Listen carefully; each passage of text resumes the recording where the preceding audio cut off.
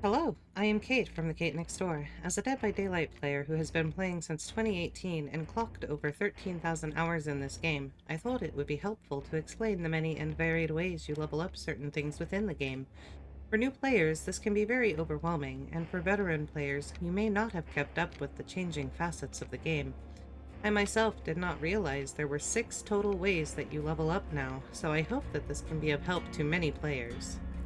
The 6 ways that you can level up within Dead by Daylight are Bloodwebs, Prestige, Survivor Grade, Killer Grade, Player Level, and Rank or MMR. Let's go over each of these individually. Bloodwebs.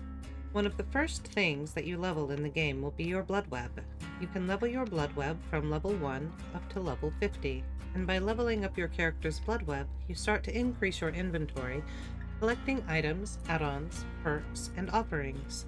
These are all things that you can add to your loadout and bring into games. I'll be releasing a separate video to discuss your loadout options.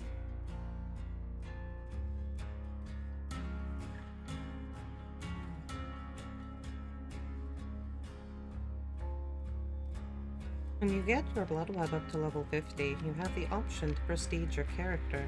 A character can be prestiged up to 100 times.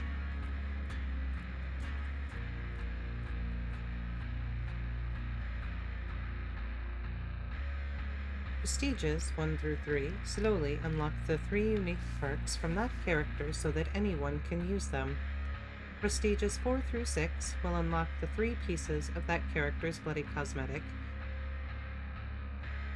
and Prestiges 7 through 9 unlocks 3 charms that you can apply which represent your character's unique perks. Prestige does not mean skill. There are many streamers or players who will say, "The game gave me 4 P100s. What are they giving me that for when I'm only Prestige 1? Maybe not that verbatim, but something along those lines. Prestige is only the amount of BP you put into any one survivor or killer. For example, I can play my Dwight, who is a P9, but that doesn't stop me from having 15 P100s in my roster. Prestige increases your inventory, and nothing more. Survivor and Killer Grade. Now we get into the grades. These also are not a way of telling someone's rank. While you level each of these up separately, we are going to talk about them together since they serve the same purpose, just for each side. Your Survivor grade is shared among all of your completed Survivor games, and your Killer grade is shared among all of your completed Killer games. These grades are reset on the 13th of every month, taking everyone all the way back to Ash 4. Once reset happens, you never lose progress, and if you play enough, then you will make it to the highest grade of Iridescent 1. This lack of losing progress makes grade unhelpful in determining skill after the first week or so of reset. Let me explain. The closest you will come to using this to determine skill is if you see an iridescent killer or survivor within the first week. This tells you that they leveled up fairly quickly, so there may have been many games where they earned double the progress, and they are likely very skilled. After that initial week, there should be many players reaching iridescent. You can't even look at a player who is Ash 4 late in the season and assume that they are unskilled, because they just may not have had the time to start working on their grade yet, and they're only now catching up. So why would you want to worry about leveling this up if it is only going to be reset in a month? For blood points. You earn blood points based on which grade you reach by the 13th. You earn up to 1 million blood points per side, with that 1 million being the reward for reaching Iridescent 1. Here is a visual representing the blood point rewards you receive, depending on which grade you end up as. These go from the lowest grade of Ash 4, moving up to Ash 3, then Ash 2, and finally Ash 1 as the final grade within Ash, and then you move up to Bronze, then Silver, Gold, and finally Iridescent. For clarity, you earn this amount for each side, Killer and Survivor, so you could end up with a total of 2 million blood points on the 13th of each month. Player level. This is a level that is shared between all of your Killers and Survivors.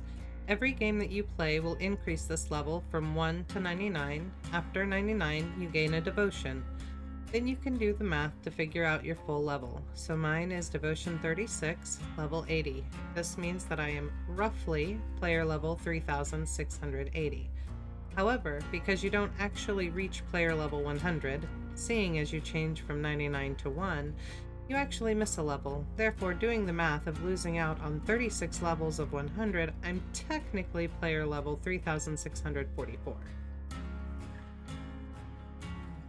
Rank, or MMR. Now we get to the number that you have all been waiting for. This number is entirely hidden. At this time, you cannot find your rank among the other players. That being said, rank is not done the same way for your survivors as your killers. As a survivor, your MMR is shared between them all.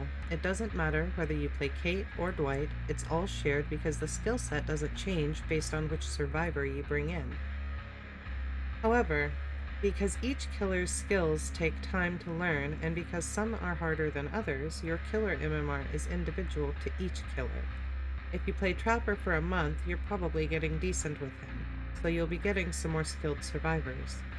If you switch to Nurse, a killer who has a very high skill ceiling, you won't be getting the really skilled survivors you were as your Trapper. Now, someone can correct me if I'm wrong with this one piece of information. I heard there is a piece of the killer MMR that you get from general time playing as killer. So you won't start out as a completely inexperienced killer if you swap to a new killer after a long time of playing, but it will not be at the same skill ceiling from your previous killers. I really hope that this has been helpful to new players or even old players who are not aware of the mechanics and would like to have a better knowledge.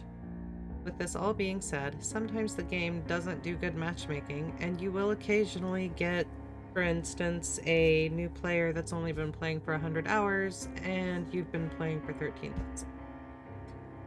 Not everything is perfect, we work with it, but knowing helps us to understand why certain things happen.